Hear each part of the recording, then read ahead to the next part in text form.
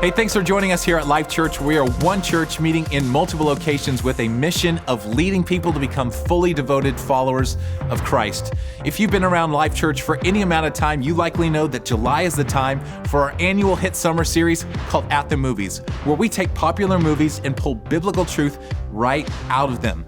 Now, the thing is that these messages are available exclusively at all of our Life.Church locations and at Church Online. So if you want to check them out, be sure to attend a Life.Church location that's closest to you or one of the many experiences we have happening throughout the week at Church Online.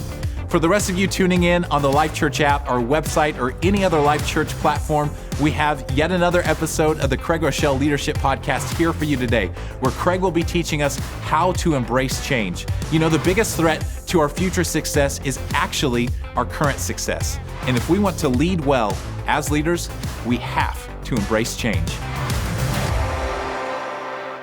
Well, thank you again for joining us for another episode of the Leadership Podcast. I'm crazy grateful for all of you all who are sharing on social media, also leaving a review makes a big difference. And so thank you for helping us get the word out. If you're new with us, you can subscribe on iTunes, you can watch on YouTube, and also, like if you're driving in your car and you don't want to take notes, that's what I always try to do when I'm listening to podcasts, you can go to life.church/leadership podcast.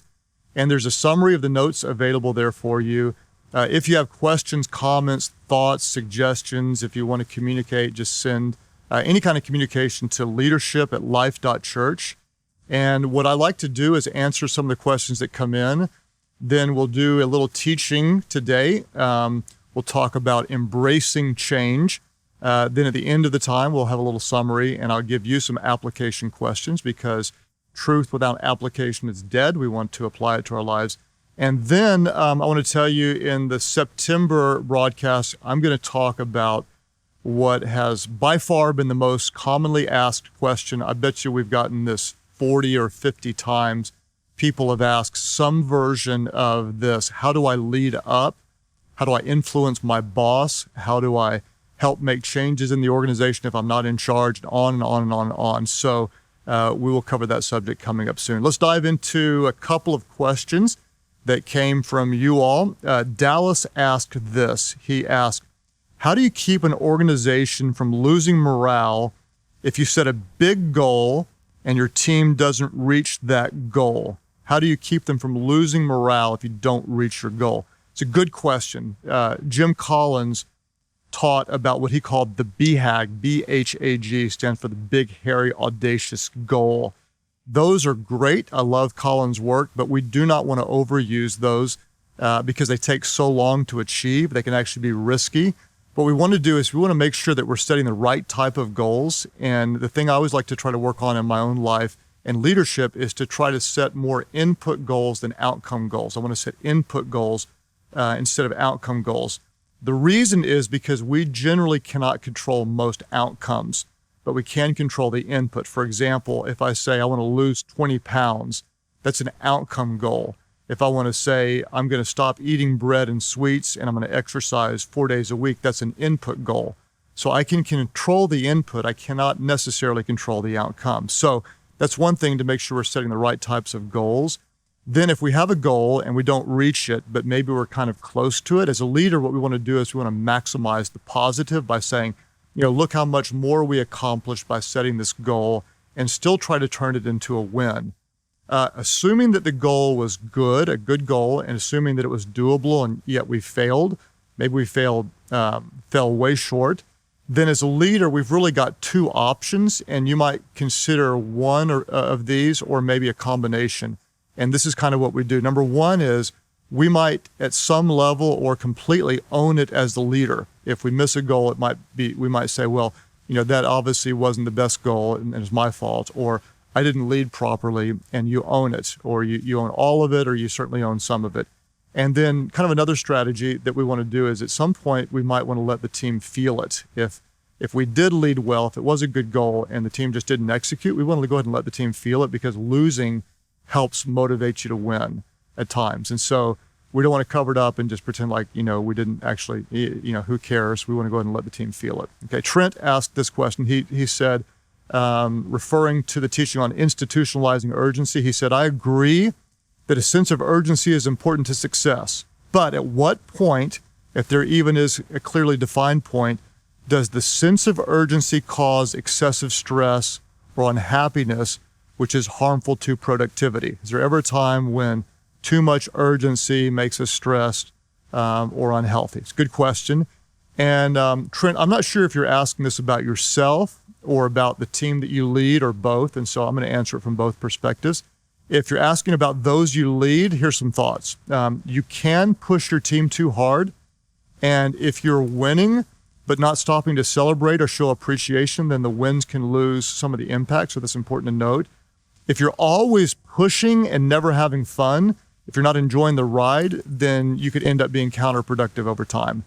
If you're always driving and never analyzing, you may go fast but end up at the wrong spot. So you have to stop to make sure that what you're doing is right. You may be winning at the wrong things, and it's important to analyze as you go. And then if you don't keep the why front and center, the what becomes meaningless. So the answer is yes, you can push too hard if you don't keep things in perspective. Now, if you're talking about yourself, in other words, can I push myself too hard to where I get stressed out or I become unproductive? Again, the answer is yes. And I want to kind of rabbit trail for a second. And this is, I think, really important as a leader, is you want to learn to measure what drives your personal peak performance. That's just a phrase I made up or read somewhere. But you want to learn to measure what drives your personal peak performance, because sometimes you're really at your best on your game. Other times you're just not driving it like you know you could. And so I want to analyze in my own leadership and daily routines, I want to analyze these things. Under what circumstances do I bring my best? And under what circumstances do I underperform my potential? Let me say it again. Under what circumstances do I bring my best? And under what circumstances am I underperforming my potential? And you're the only one that can answer this. When I look at me, Craig Rochelle, this is what I say based on my analyzation of how I perform. Whenever I have a slow week, in other words, I don't have a whole lot going, I feel under-challenged, I have a lack of focus, I might be overly relaxed, and I'm not very productive. This is me. When my week is beyond slammed, I'm overscheduled, I panic, I don't sleep well, I get irritable, I lose productivity. And so this is me. When I have more to do than what's easy, okay, what does that do? That energizes me. I'm on point, I'm prayerful, I'm focused, I'm driven, I'm passionate. Okay, that level, slightly more than what's most people would say is doable, that drives me. That drives my peak performance. And what I do in my own life is I journal and I find patterns during what time of the week, what time of the day, what time of the year, where do I do my best? And I found yearly patterns, weekly patterns, and daily patterns that help me plan and prepare. So the goal is, good question, Trent, for yourself, analyze what drives your personal peak performance and then dive in and maximize that. So let's talk about the big subject for today. We're going to do part 1 in this episode. We're going to do part 2 in the upcoming episode. I want to talk about a big subject, and that is embracing change. Embracing change. And the title is important to me because we're not managing change. We're not leading to change. How do we change? We're embracing change as a part of who we are as leaders in the organization. If you remember on the last subject, in the last episode, we talked about the greatest threat to future success. What was it? Do you remember? The greatest threat to future success is current success. It's believing that what we used to do is going to continue to work. It's believing that what we've always done is always going to bring about success. Let me give you an example. In my world, I'm a pastor. For years and years and years, the church lived under the banner of what was known as kind of traditional church. Then kind of maybe in the late 70s, early 80s, certainly in the 90s, there was the emergence of what was known as the contemporary church. Suddenly, instead of pews, you had chairs. Instead of organs, you had drums. Instead of wearing robes or suits, you could wear blue jeans. And instead of a hymnal, you had the words put up on a screen. And you have dramas and videos and all this kind of stuff. And so it went, boom, the birth of the contemporary church. Now, here we are 15, 20 years later, and I'm going to argue that in my world, contemporary is the new traditional, okay? Contemporary is the new traditional.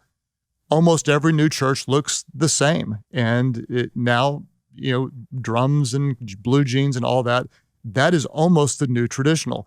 What has been working may not necessarily continue working, and we have to acknowledge that, especially in the world we live in today. Change is happening so much more rapidly that if we just continue to do what was working 15 years ago, then we may lose effectiveness. And this applies to your business, to your family, to any type of leadership. Let me just say it this way. The world is changing faster and faster. If we're not changing constantly, we are falling behind. If we're not changing in our leadership, we are not growing. I like what Tony Robbins said. He said this: change is inevitable, progress is optional. If you're not ready to embrace change, you are not ready to lead. If you don't, can't, or won't change, you will never be an effective leader. So, one big thought today about embracing change, and we'll do two big thoughts next week. Before we look at the big thought, we have to recognize that not everything is up for change. In my world, the mission is constant, but how we accomplish the mission must change. For example, I live under what Jesus called the Great Commission. He said, go into all the world and preach the gospel, make disciples, go into all the world. That is the what. What's interesting is he gave us the what, he gave us the where, he did not give us the how. He didn't tell us how to do that.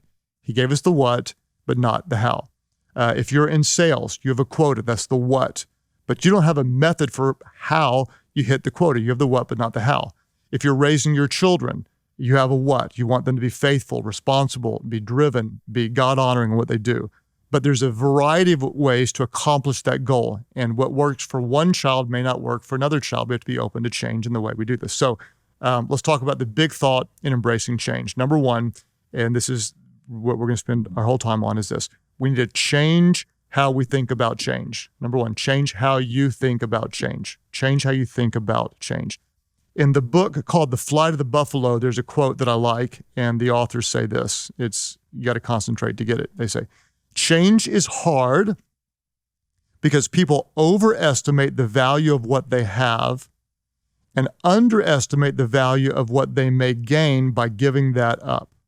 Let me say it again. They say change is hard because people overestimate the value of what they have and underestimate the value of what they may gain by giving that up. I want to change the way I think about change, and instead of saying what most people believe, people resist change, people hate change. No, that's not true. People don't hate change. Think about it. They want new jobs, they want new homes, they want new cars, they like wearing new outfits, they like going to new places, eating new kinds of food, changing their hairstyle. People don't hate change. They hate the way we try to change them. Okay, let me say that again. People don't hate change. They hate the way we try to change them. Think about it. People ask for help to change. They'll hire a trainer. They'll take a class. They'll read a book. They'll ask friends about a certain kind of diet. People do not hate change. They hate the way we try to change them. So we want to change the way we think about change. And when we do, as leaders, this will change how we try to help others change. Now, we talked about this briefly before, but when do people change? There's only two times when people change. Number one, they change when they have to. And number two, they change when they want to. When do people change? When they have to or when they want to? When does someone lose weight? Well, when they have to, your doctor says you're in big trouble, or when you say, hey, I want to do this. When does someone stop smoking? You're going to die if you don't stop smoking, whenever they have to, or when they say, hey, I'm sick of this, and they decide they want to. When does someone put more into their work or into their leadership? Well, you have to. We're going to fire you if you don't. Or, hey, I want to. I want to improve as leaders. So what we want to do as leaders is we want to help our teams want to change. Okay, that sounds simple, but we need to start there. We want to create a desire in our teams to want to change, to want to move forward. How do we do that? Again, we've talked about this. We'll talk about it many times. We're going to lead with the why before the what. We're going to lead with the why before the what. My favorite story about this, years and years ago, when I first started out as a young pastor, I was probably 23 years of age, and I served at First United Methodist Church. I finally got a bunch of kind of young people to come to church on the weekend. That was something that was really rare. And they came in and they tried to sit on the front row. Actually, it was the second row. And there was a lady there. Her name was Fern Fisher, and that was Fern's seat. So when they sat in Fern's seat, Fern, who was about 4'8", walked up and just kind of put her little hand on their shoulders and like this is my seat, and she literally, this little bitty tiny lady scared these guys, and they were so upset, so offended, so hurt, we're never going to come back to church. And I was devastated. I worked so hard, so long to get somebody to come to church. They finally came. Fern scared them off. Well, what do? Fern is set in her ways. I had a conversation with Fern, and I was talking to her, sweet, sweet lady who just didn't want someone in her seat. And so I started talking to her. I said, Fern, do you have any kids? And she told me about them. I said, do you have any grandkids? And I asked him, I said, where do they stand spiritually? And she started telling me about one of them that was really doing wild stuff, and she was really concerned about him. And I said, would you be excited if he came to church? She said, oh, yes. And so I just said, Fern, I'll tell you what, I'm going to commit to pray for him, and I'm going to pray and pray and pray. And if he ever came to church, how do you think he would feel if he tried to sit somewhere and someone ran him off? Okay. And the moment I said that, you could just see the look on her face just totally changed, because the kids she ran off were probably about the age of her grandson, and she just totally and completely changed. And I said, I'll tell you what, I'm going to pray for your grandson. And if I get anyone here, would you do your best to show love to them and help them feel welcome? And I mean, everything about Fern changed. In fact, I led a Friday night single adult ministry at First United Methodist Church.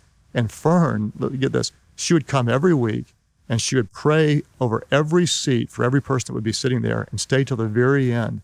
And a lady who was nothing but pure opposition changed and became one of the greatest advocates when what happened? When we led with the why instead of the what, okay? When we led with the why instead of the what. People don't buy into what you're doing. First, they buy into why you're doing it. Someone said people will work for a what, but they'll give their lives for a why. So we're going to lead with the why. What does the why do? The why speaks to three different groups. It speaks to the bystander, the victim, and the advocate. Okay? Anytime you're leading change, there's going to be a bystander. That's about 80% of the people. They don't even care, okay? There's the victim. Oh my gosh, you're changing my whatever, okay? And then there's the advocate, those who are working with you. The why disarms the critics and empowers the advocate. The why disarms the critics and empowers the advocate. Now, people will likely oppose change, but those who oppose are the loudest, but just because they're the loudest does not mean they're the most. It's usually 10% or fewer that are in opposition. So what we want to do is we want to help people understand we cannot stay here. This is why staying here will not work. We must go there. Never assume that people understand the why. So here's what we're going to have. When we lead with change, there might be some conflict, but there's growth on the other side of it. If we're not changing, we're not growing. When we're leading change, one thing that you can often do is say, we're experimenting. We're going to try this for 30 days or 60 days or 2 weeks or whatever. Because people don't know how good the new is until they let go of the old. Sometimes we just have to give them permission to try something different so that they'll like it. They overestimate the value of what they have. They underestimate the value of what they could achieve if they're willing to let go of the old. People don't know how good the new is until they let go of the old. So we may use an experiment in order to bring them there. So as leaders, we're going to embrace change as a part of who we are. As leaders, we embrace change as a part of who we are. How do we do this? I like to talk about in my own life and leadership what I call consistent variety or constant variety. And as I'm leading toward change, I want to be constant and varied in what I do. Think about this. When I work out, I want constant variety or consistent variety. In other words, I want to exercise the same muscles, but I want to shock them with different types of exercises. One day I might do 20 reps of a lower weight. The next day I might work my way up to 3 reps of a higher weight. Constant variety. In reading the Bible, I read through the Bible every year, but I do different reading plans. I do different versions. Constant variety. In encouraging my kids, I want to consistently encourage them, but I want to do it with variety. The books I read, I'm always going to read, but I'm going to read a different type of book. Showing my love for Amy, I'm always going to show love for her, but I want to do it in a different way or it's going to get old and predictable. So when we change the way we think about change, we like change. We embrace change. Change is fun. Change helps bring growth. Change how you think about change. So you might be asking, how do I change the culture of my business? How do I change the culture of this church? How do I change my organization? Okay, just by asking those questions, we're assuming that change is difficult, change is hard. We want to embrace change as a part of who we are. It's like, I get to change my organization. We have the opportunity to make improvements. We can move forward. So, quick review. We're going to change how we think about change. The common belief is that people resist change. People hate change. But we understand as leaders that's not true. People don't hate change. They don't like the way we try to change them. The two times people will change is when they have to and when they want to. So as leaders, we're going to try to lead others to want to change. How do we do that? We lead with the why before the what, because people don't buy into what we're doing. They buy into why we are doing it. People will work for a what, they'll give their lives for a why. So as leaders, we embrace change as a part of who we are. Next week, we're going to take this deeper in our next episode and talk about 2 other thoughts of application. The questions for this week, there are 2. Question number 1 for you to address as a leader. Number 1, what is one thing you need to change to grow as a leader? What is one thing? Be specific. Be a better listener. Run meetings more efficiently. Encourage others. Cast vision. Learn to read a spreadsheet and analyze the data. Grow in your confidence, whatever it is. Pick one thing you need to change to grow as a leader. Question number 2, what specific actions will you take this week to stretch yourself, to empower change, and create growth? Listen carefully. What specific actions will you take this week to stretch yourself, to empower change, and create growth? Be specific. If you don't define it, you won't do it. Let me say it again. If you don't define it, you won't do it. So be sure and subscribe if you'd like to get these sent directly to you. We'll release episodes the first Thursday of every month. Next month, we're going to do part 2 of Embracing Change, and then we're going to talk about how do we lead up. Have fun. Changing is fun. Growth is fun. And as a leader, remember, always be yourself. People would rather follow a leader who's always real than one who's always right. Thanks again for hanging out with us here at Life.Church. Now, as you heard and as Craig mentioned, this is part 1 of a 2-part teaching. If you want to see the next episode or any previous episode of the Craig Rochelle Leadership Podcast, all you got to do is head over to the website life.church/leadership podcast. You can also find additional resources, show notes, or sign up to have all of it sent directly to your email. Now, as you also heard, Craig loves getting your comments, feedback, and questions for him to answer in upcoming episodes. If you have a question you'd like to hear answered, all you have to do is send us an email to leadership@life.church. Again, thanks again for joining us here at Life.Church. We'll see you again next week.